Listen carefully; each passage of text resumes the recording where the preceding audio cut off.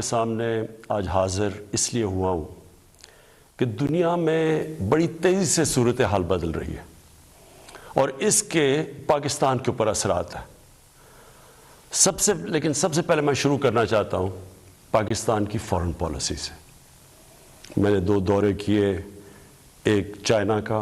اور ابھی رشیا کا، روس کا۔ تو میں جو آج آپ کے سامنے سب سے پہلے بات واضح کرنا چاہتا ہوں وہ یہ کہ میرے ماں باپ ایک غلام ہندوستان میں پیدا ہوئے تھے، اور جب بھی میں بڑا ہو رہا تھا انہوں نے میں کتنا خوش قسمت ہوں کہ میں ایک آزاد ملک میں پیدا ہوا۔ اور جب سے میں نے سیاست شروع کی، بلکہ اس سے پہلے بھی، میری ہمیشہ یہ خواہش تھی کہ پاکستان کی جو فارن پالیسی ہو وہ آزاد ہو۔ اب آزاد فارن پالیسی کا کیا مطلب ہے؟ آزاد فارن پالیسی کا مطلب یہ ہوتا ہے کہ ایک قوم اپنے لوگوں کے فائدے کے لیے فارن پالیسی بنائے، وہ فارن پالیسی نہ بنے جو کسی اور کا فائدہ کرے اور اپنے ملک کو نقصان پہنچا دے۔ اور میں آپ کو اس غلط فارن پالیسی کی مثال دینا چاہتا ہوں کہ جو ہم نے امریکہ کے ساتھ اس کی وار آن ٹیرر میں جب حصہ لیا تو میں شروع سے کہتا گیا، میری پارلیمنٹ میں تقریریں ہیں کہ ہماری اس جنگ سے کوئی تعلق نہیں تھا، کوئی پاکستانی ملوث نہیں تھا۔ 9/11 میں ہمارا کوئی اس سے لینا دینا نہیں تھا۔ تو میں تب سے کہتا گیا کہ ہمیں اس میں شرکت نہیں کرنی چاہیے۔ ہم نے پہلے امریکہ کے ساتھ کی جنگ میں شرکت کی، سوویت یونین کے خلاف جب وہ افغانستان میں جہاد میں شرکت کی، اور پھر 10 سال کے بعد جب پھر شرکت کی 9/11 کے بعد امریکہ کے ساتھ اس کی جنگ میں،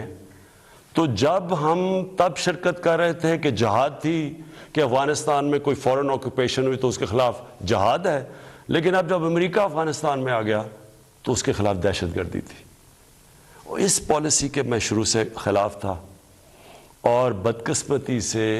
یہ فارن پالیسی پاکستانیوں کے فائدے کے لیے نہیں کی گئی۔ اس کی وجہ سے 80,000 پاکستانیوں کی شہادتیں ہوئیں، ہمارے 35 لاکھ لوگوں کی نقل مکانی ہوئی، قبائلی علاقہ تباہ ہوا، ہمیں $150 ارب سے زیادہ ملک کو نقصان ہوا۔ لیکن جو اس کی سب سے شرمناک بات کیا تھی کہ دنیا کی تاریخ میں پہلی دفعہ ایک ملک کسی کی حمایت میں جنگ لڑ رہا ہے اور وہ ملک اسی ملک کے اوپر بمباری کر رہا ہے۔ ہمارے ملک میں 400 سے زیادہ ڈرون اٹیکس کیے گئے، ہمارے دوست کہ جس کے لیے ہم جنگ لڑ رہے تھے۔ اس سے بھی زیادہ شرمناک چیز کیا ہے کہ ملٹری ڈکٹیٹرز تو ہمیشہ تاریخ ہے پاکستان کی کہ وہ ہمیشہ چاہتے ہیں کہ دنیا ان کو ایکسیپٹ کرے، ان کو مانے، ان کو لیجٹمائز کرے، اور وہ ہمیشہ آسان ہوتے ہیں سپر پاورز کے لیے استعمال کرنا۔ لیکن جنرل مشرف کے دور میں تو صرف 10 ڈرون اٹیکس ہوئے، لیکن جو 2 ڈیموکریٹک لیڈرز آئے، آصف زرداری اور نواز شریف، 10 سال، ان کے 10 سال میں 400 ڈرون اٹیکس ہوئے۔ اب میں سوال یہ، اور میں پھر سے واپس آتا ہوں کہ آزاد فارن پالیسی کیا ہوتی ہے؟ آزاد فارن پالیسی تو یہ ہونی چاہیے تھی کہ یہ 2 ڈیموکریٹک لیڈرز کو امریکہ کو کہنا چاہیے تھا کہ ہمارے جب آپ بمباری کر رہے ہیں، ہمارے لوگ مار رہے ہیں، اس میں عورتیں بچے مار رہے ہیں، بے قصور لوگ مار رہے ہیں، تو کیا 2 ڈیموکریٹک لیڈرز کو سٹینڈ نہیں لینا چاہیے تھا اس کے اوپر؟ ایک سٹیٹمنٹ نہیں دی دونوں نے، بلکہ آصف زرداری نے اس کو ایک باب وڈورڈ جو بہت بڑا صحافی ہے امریکہ کا،